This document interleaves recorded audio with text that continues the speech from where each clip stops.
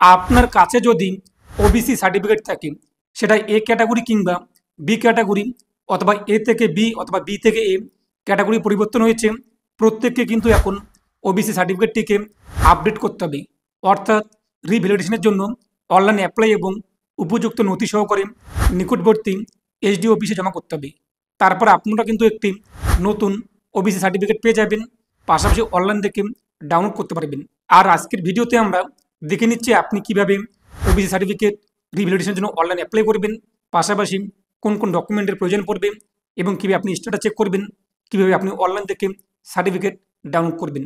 আর আপনি যদি এখনও পর্যন্ত ভিডিওতে লাইক না করে দেখেন, অবশ্যই লাইক করে দেবেন, পাশাপাশি চ্যানেল সাবস্ক্রাইব করে পাশের বেল ক্লিক করে নোটিফিকেশন অন করে রাখবেন পরবর্তী ভিডিও সবার আগে পাওয়ার জন্য।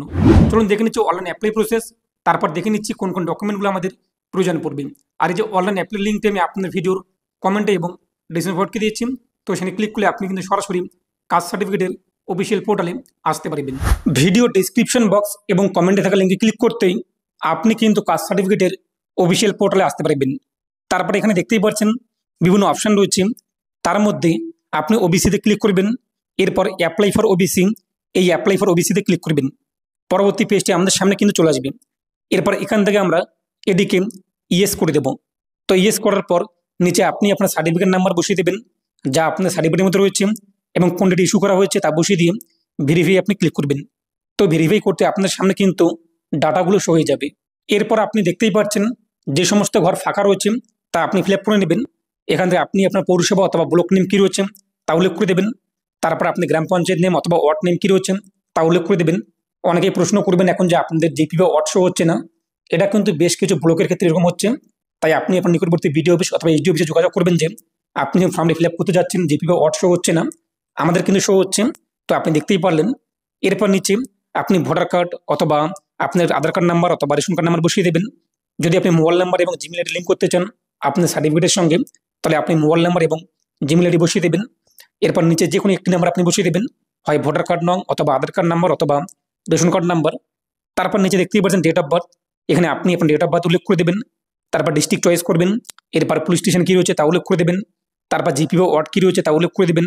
ভিলেজ বা টাউন আপনার কী রয়েছে তা উল্লেখ করে দেবেন। পিনকোড কত রয়েছে তা বসিয়ে দেবেন। পোস্ট অফিসে আপনার কী রয়েছে তা উল্লেখ করে দেবেন। তারপর এখান থেকে আপনি আপনার ধর্ম সিলেক্ট করে নেবেন। তারপর জেন্ডার কী রয়েছে তা উল্লেখ করে দেবেন। এরপর আপনি আপনার ইনকাম সার্টিফিকেট আপলোড করবেন। তবে এক্ষেত্রে যদি আপনি একজন পড়ুয়া হয়ে থাকেন, আপনার কোনো রকম ইনকাম নেই, আপনি তাহলে কী করবেন, আপনার বাবার ইনকাম সার্টিফিকেট এখানে আপলোড করে দেবেন। আর অবশ্যই বিডিওর ইনকাম সার্টিফিকেট কিন্তু দরকার পড়বে। তাই বিডিও অথবা এসডিওর কাছ থেকে আপনি একটি ইনকাম সার্টিফিকেট অনলাইনে অ্যাপ্লাই করবেন ই ডিস্ট্রিক্ট 2.0 পোর্টাল থেকে। সেই ভিডিওটি আমি আপনার ভিডিও শেষে দিয়ে দেবো। তারপর সেই ইনকাম সার্টিফিকেট আপনি এখানে আপলোড করে দেবেন। তারপর আপনি আপনার ফটো আপলোড করে দেবেন। অবশ্যই আপনি একটি ক্লিয়ার ফটো আপলোড করবেন 100 কেবির মধ্যে রিসেন্ট।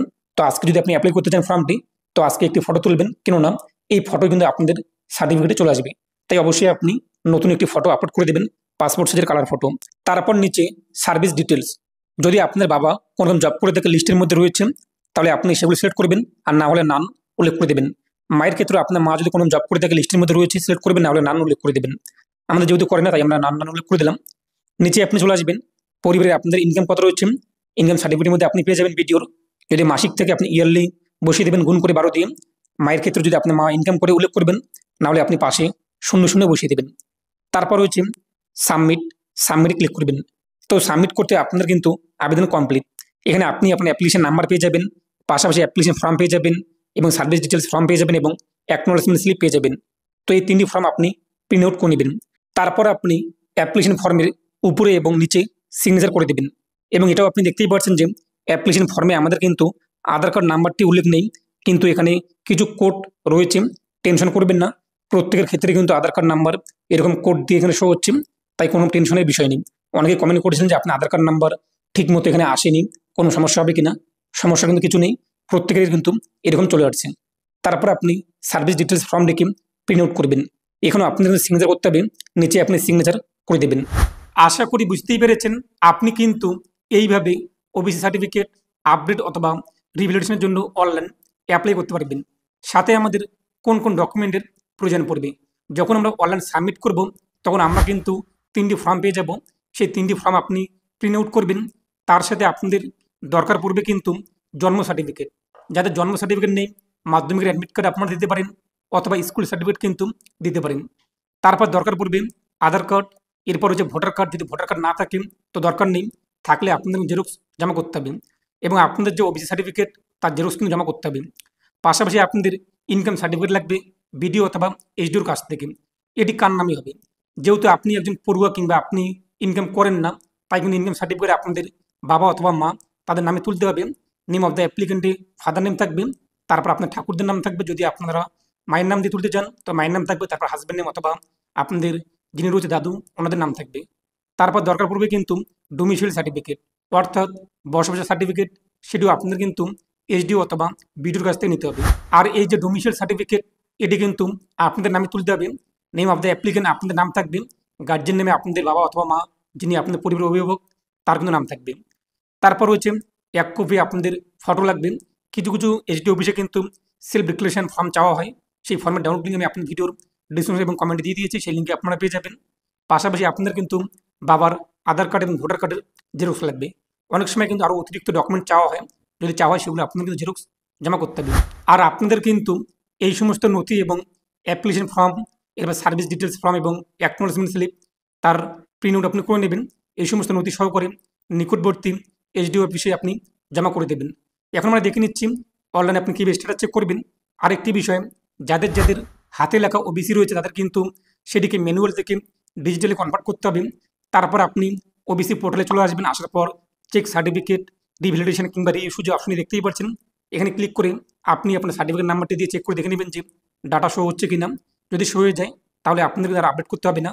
যাদের ওবিসি ম্যানুয়াল থেকে ডিজিটাল করে নিয়েছেন এবং নতুন সার্টিফিকেট নাম্বার পেয়েছেন, তো এখানে চেক করে দেখে নিন যে আপনাদের তথ্য শো হচ্ছে কিনা। যদি শো না হয় তাহলে অবশ্যই কিন্তু আপনার সার্টিফিকেটটিকে রিভ্যালিডেশন কিংবা আপডেট করতে হবে। আর এখন আমরা দেখে নিচ্ছি আপনি কিভাবে অ্যাপ্লিকেশন চেক করবেন, পাশাপাশি আবেদন করার সময় কোনো কিছু ভুল হলে কীভাবে এডিট করবেন এবং আপনাদের যদি অ্যাকনোলেজমেন্ট স্লিপ প্রিন্ট আউট না করে থাকেন কীভাবে প্রিন্ট আউট করবেন, কীভাবে সার্টিফিকেট ডাউনলোড করবেন। চলুন এখন আমরা সেটা দেখে নিচ্ছি। আর আবেদন করার সময় কোনো কিছু ভুল হলে আপনি কিন্তু এডিট করতে পারবেন। এর জন্য ওবিসিতে ক্লিক করবেন, তারপর দেখতে পাবেন বিভিন্ন অপশান, তার মধ্যে এডিট অ্যাপ্লিকেশান এখানে ক্লিক করবেন। তারপর আপনি যে অ্যাপ্লিকেশন নাম্বারটি পেয়েছেন সেই নাম্বারটি বসিয়ে দেবেন। তারপর আপনি আপনার ডেট অফ বার্থ কত রয়েছে তা উল্লেখ করে দেবেন। তারপর দেখতেই পাচ্ছেন সার্চ আইকন রয়েছে, সার্চে আপনি ক্লিক করবেন। তো সার্চে ক্লিক করতে নিচে আপনার সামনে কিন্তু তথ্যগুলো চলে আসবে। এই যে অ্যাপ্লিকেশন নাম্বার এখানে ক্লিক করবেন, আপনার সামনে আবেদন ফর্মটি চলে আসবে। এরপর আপনি যদি ভুল করে থাকেন এডিট কিন্তু করতে পারবেন।